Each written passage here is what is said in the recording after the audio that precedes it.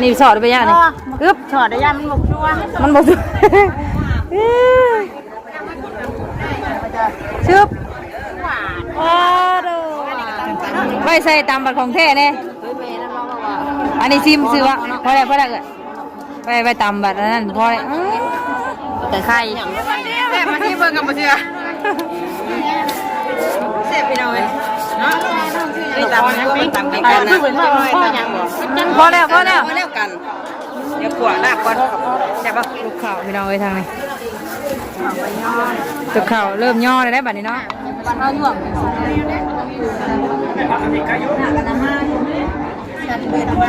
แล้วของเรียนพวกนี้เดี๋ยวมันจะกันอึ๊บตัวเดี๋ยวพวกนึงตามมานี่อีกสีสันมาบัดนี้โอ้ยปากเลยกูอยากเลยไม่ถูกมาหอดจะขวางปั๊บเลยพี่น้องเต็มจองเลยแล้วเอาจะจองอย่างมาหอดจะเป็นแม่ครัวเลยพี่น้องเลยโอเคใช่จองหอดได้เลยเป็นน้ำเลยเนาะแล้วก็อยู่ในน้ำใบตองเริ่ม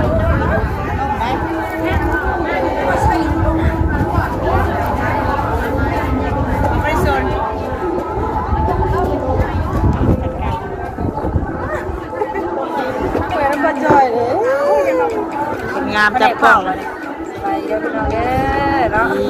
ไม่อ้อยแล้วมั้งเอาจะบุญทานอยู่กินเอาด้วยว่าไม่ได้ชนป่ะงานแรกของปีแล้วเนาะปีนี้เนาะงานแรกของงานบุญเขาเลยป่ะงานบุญว่านี่เป็นถามอยู่ว่างานบุญเด้อพี่น้องเด้อบุญแจกข้าวเนาะฮะนั่งว่าเบิ่งร้านลูกอุ้ยร้านนี้เป็นไงกว่าสบายดีกันไปดิเฮ็ดโดยพากันนั่งเผาเพื่อนแผนกนั่งเผาไปดีน้องมาได้มาครับโรงเรียนมาตื่นเศร้าแล้วมันเมื่อโรงเรียนมาเคยเด้ตื่นช่วยโรงเรียนตื่นช่วยน้องมารับเลยค่ะนิ่งเขาถามแผนกเจ้าแผนกอย่างนี้ทางนี้นะแผนกจักวางนี่ปะเตอร์ใช่น่ะเพิ่นบอกในลิ้นเลือดเตนเลยทางนี้ลิ้นได้ปะเตอร์เฮ็ดแล้วมาไปได้ป่ะนี่ผู้ไผ่เขามาเลยผู้ไผ่สีพวงตองสบายดีผู้บ่าวไม่ได้มาซ้ำผู้บ่าวนะยังดีเครียดหายกันยังดีกับยานี่บ่เล่นมึงไงลูกไผ่เล่นสุดเครียดเลยบาวินน้ำวินบ่ลูกเมื่อจะไปหายวินบ่เห็นบ่ลูกบ่เครียดเจ้าบ่โทษนัดยาก่อนยากับผู้บ่าวนี้แหละปีใหม่นี่ไปฉลองกันว่ายาอยู่ไปเลยน้องปลาเลยเชื่อหลักเงินรถบ่ลากวันจอดรถว่านี่ว่าลงไปลงหนองงานในเสื้อผู้นั้นเสื้อเนาะหนองมุ้ยป่าแล้วเสื้อเนี่ยบ่ได้แกมบ่ได้ปล่อยแกมบ่แหมบ่จักรู้แล้วเพิ่นก็พอปล่อยลำทงกินอยู่บัดปีบ่ดอกบูดแท้เลยเฮ้ยบูดแท้นี่เป็นยังไงหากระตื่นบ่หรือได้นี่มานอนของเว้นตื่นแต่เช้าพุ่นของเว้นนอนบ่ของเว้นอุ๊บ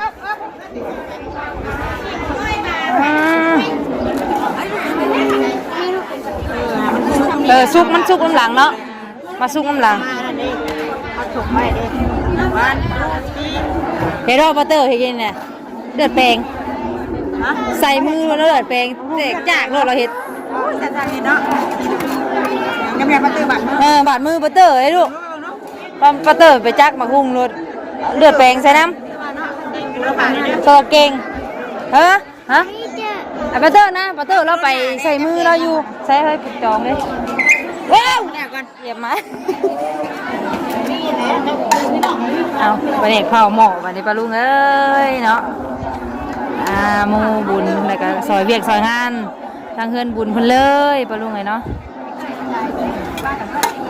ซอยกันเพราะว่าบ้านเฮานี่ส่วนหลายสิซอยกันปลาลุงเลยเนาะหา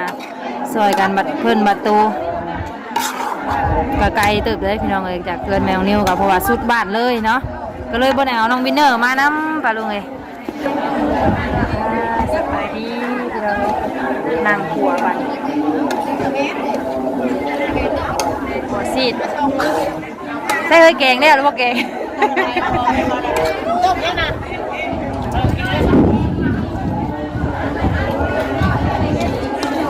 แผนกเผาว่าประจอยนะเรียบร้อยเลยมาหุ่งกันจนไปติดขัวพอดีสำลาปลาลุงไงเนาะต้องขัวซุกคักนี่สอดไปย่างนี่อึ๊บสอดได้ย่างมันบกชัวมันบกชัวชึบว้าวดูสองกระซ้ำพี่น้องเลยสิ้นสบายดีสบายดีโอ้ยขึ้นไม่ได้สบายดีจองปวดหัวแล้วเองเลยเนาะนะจองตัวนี้ว่าได้ดีไงเนาะหายได้ย่อจองแค่เพิ่นหายแล้วใหญ่ครับเราต้องขอให้ได้ดีซื้อมาแล้วเสียงเพลงปล่อยปากนั่งจับตัวใหญ่เนาะนี่เด้พอแล้วเฮ้ยพอมพุ่มไปเลยพอมา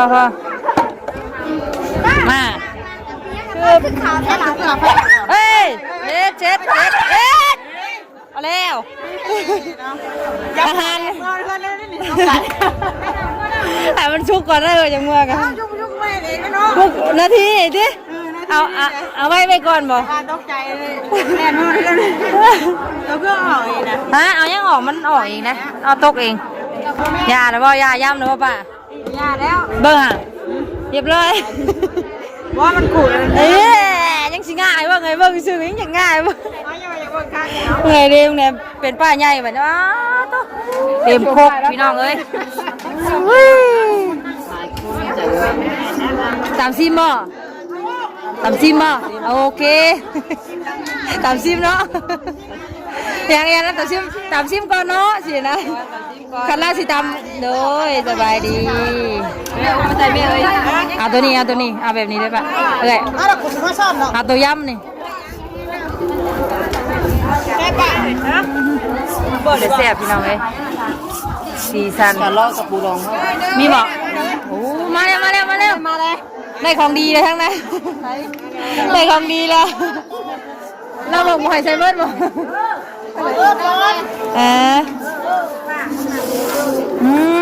ปูดองก็มีพี่น้องเลย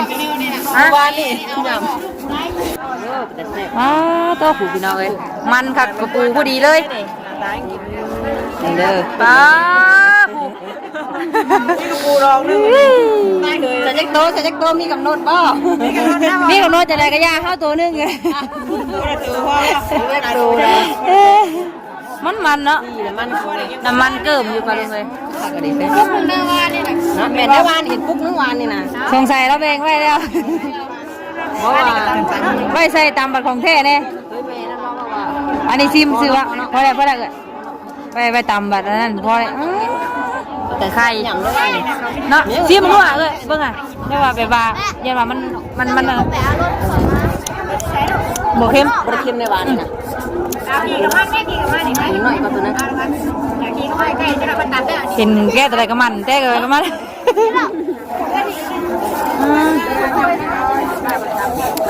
ถ้าเอ่ยเป็นตามมาก่อนพี่น้องนัวเนาะโบเค็มต้องซิมแบบนี้เอาจับใส่แล้วก่อนจะหน่อยโคกปิ้นป้าตาสีสันหอมกุ้งไก่อยู่นะเอ่ยใส่รถจับซื้ออย่าหันมาบ่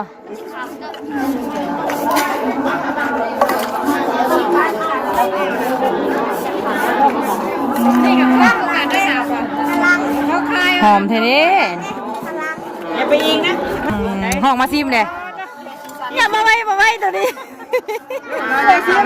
ต้องยำมาไว้ดีทางนี้นะเอาซิมไปกินว่า ว่ากินเด้อซิมก่อนเด้อเบิ่งสัตว์จวบเบิ่งก่อนสัตว์ว่าหวานนะเว้ยบอกหวานมาแล้วหวานแล้วเรียกว่ามานี่ชิมเลยมาซิมเบิ่งกับมาเชื่อเสพไปหน่อยเนาะนี่ตำกันนะพ่อยังบอกพอแล้วกันเดี๋ยวขวดลากก่อนใช่ปะหนาดำเต็มที่พอจะใส่กินนะเสพไปยังเลยขาซิมไม่2เทื่อซิมเลยอิ่มแล้วบัดจวดขนาด6ซิมเลยปูดองเด้อ5ตัวนึงน้ำหวดน้ำหวดเอ้ยนั่นแหละใจอุ้ยพี่น้องเอ้ยหาพักมาบัดนี้มาเด้อป้ามาโอ้พอดี2กับ3พี่น้องเอ้ยบัดนี้ดาวันเนาะอันเพิ่นสินี่นะเลย2กับ3พ่อบ่จ๊ะพ่อก็ตามหุ้งยังไปน้ำเนาะอึ๊บพ่อเอาละว่าซ้ำนะพอดีดามันเฮาคนไปมันมาห่อนนั่นนี่ก็สู้กันนะสู้กำลังพอแล้วยังหมอนึงเอาไป3นึงก็ได้ไป3นึงก่อนได้พอดีได้เท่านั้นนะเป็นไรแซ่บเนาะท่านมากินต้องกินตอนนี้กินตอนมันแซ่บนี่พักว่างไหน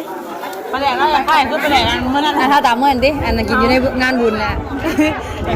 ถ้าเชื่อว่าถ้าสร้างกินเมื่อนั้นนี่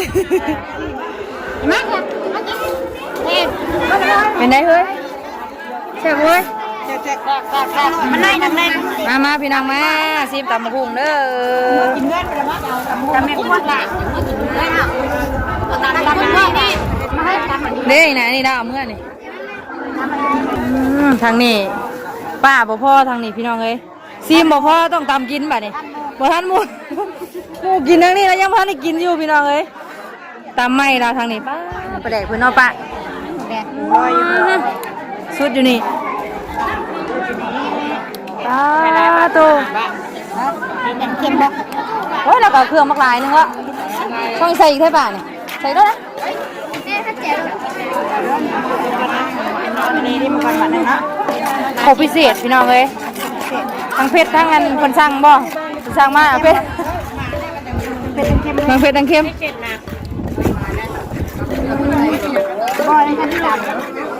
จังหวัดพ่อตำได้จักดิเพราะว่าพอดีได้จะตำนี้ได้จะตำเลยป่ะไม่ต้องกินจ้ะตำยาวเลยตำฉอกใส่กระซ้ำไว้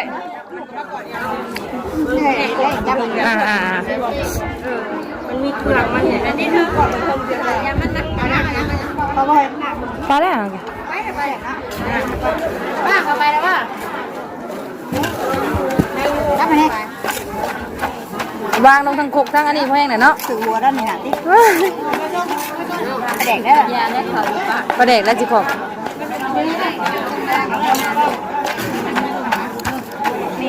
เราก็ไม่ค่อยได้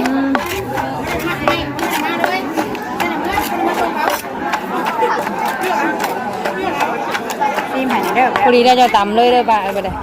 มากินได้ก็ตำเลยนะ11 โมงเลยนี่กะถือไว้ที่ตามเครื่องถอดใส่กระมังไว้นะซิมเนาะซิมไหนซิมไหนซิมเนาะแซ่บปะแซ่บใส่เลยซิมก่อนที่พอดีเลยบ่ซิมก่อน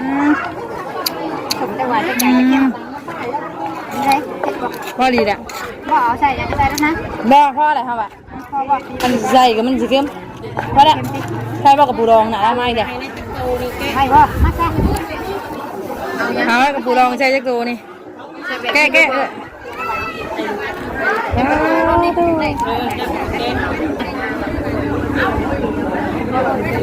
แล้วพอแล้วใบตำตัวไงแซ่บแล้วพอแล้วป่าไม่ต้องหย่อลายกับปูเตะเข้มยังโอ้แต่แซ่บเพื่อนนี่ก็ได้ในมันอิ่มนะบ้านนี้ไม่ได้จะบอกปูว่ามาให้เงาแบบชุกข่าวทางนี้ก็บุกินบ่บะบุกินแต่ตามต่อเลยได้ตามต่อเลยแล้วมันสีพอย่อได้นี่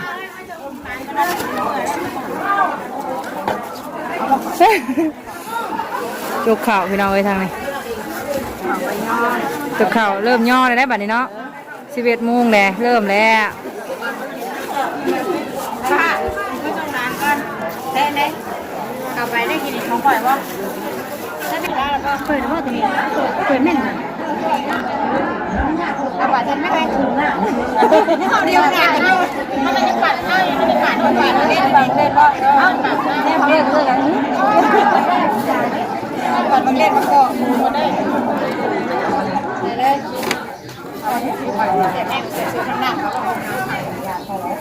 อย่ากดดันเด้อหน่อยนั่นนี่ได้ดิคือปัตเตอร์ได้ดิเดือนย่อยดิมันเทศอ่ะไม่เทศแล้วก็เมนย่อแล้วแบบนี้เนาะจะหน่อยฟรีได้กันแบบได้ไปทำกับมันย่อก็ไปก่อนทำไปก่อนนี่กับเกลือมันลงตอนนี้จะตำก่อนอันนี้นะไปทั้งย่อพูดเลยใช่ย่อใช้ข้าว ตามปนกันเป็นยังเนาะใส่กันจังบอนั่นเป็นไรเริ่มแล้วมือแล้ว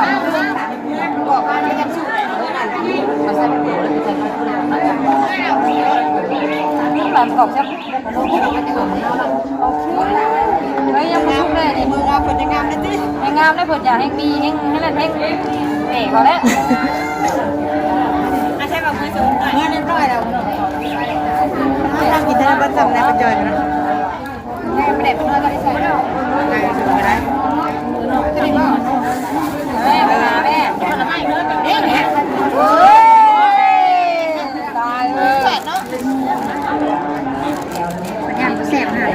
เป็นยังไม่แสบเลยเป็นบาดนะ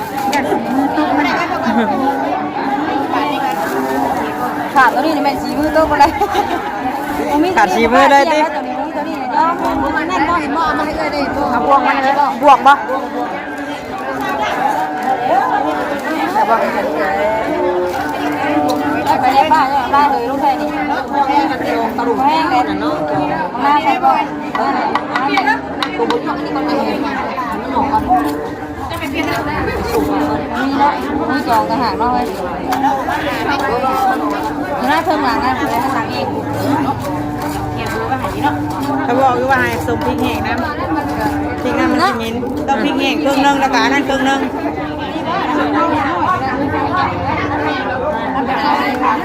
ขอบคุณเลยเฮ้ยแล้วพอเห็นเนี่ยแม่ขอจะบอกนะคุณจะว่าผู้หญิงบ้างโอเคนะได้ก่อนเนี่ยมันทุกหนาวันเท่าหยวก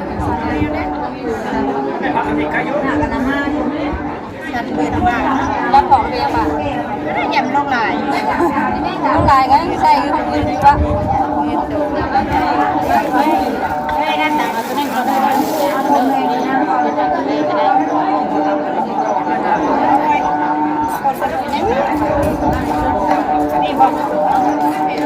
เอาของกินเห็ดหอยปลาไป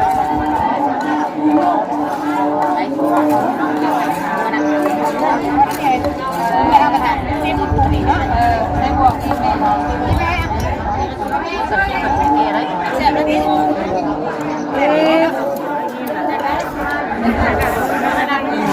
พอแล้วน้ำลายคุกเนาะกระลายคุกดิ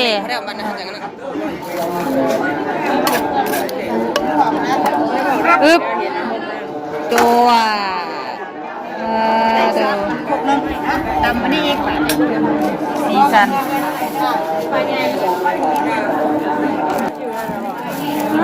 ผิวขาวใช่นะอุ้ยป้าคือลายแท้หลายโคกใส่กันเอาโคกหน้าจังกันนั่นเอาเพราะแล้วพอเทียมนะป้าไม่มันคิวตีเบ็ดเป็นเนาะอันผู้ประจำนี่เนาะแผนกตีวะพริกที่พ่องในตาเพิ่น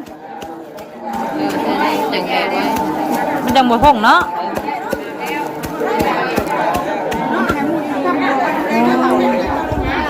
ตำเตรียมเครื่องถ่าปลาลุงเลยเนาะถ่าเพิ่นอันนี้แล้วก็จังย่อแบบนี้ปลาลุงเลยเนาะไอ้ซาปลาลุงเลยเนาะเตรียมเครื่องเตรียมของปาดบางเล่นบางนาวให้ป้าก่อนเด้อบ้านนี้ปลาลุงเลยเนาะเป็นผู้ซอยป้าใหญ่มานี่ป้างามไอ้ซาปลาลุงเลยเนาะสำหรับคลิปนี้แต่ขอลำลาปลาลุงก่อนเด้อไว้พบกันคลิปหน้าปลาลุงเลยเนาะคลิปนี้สบายดีกันประสุขสุขคนเด้อ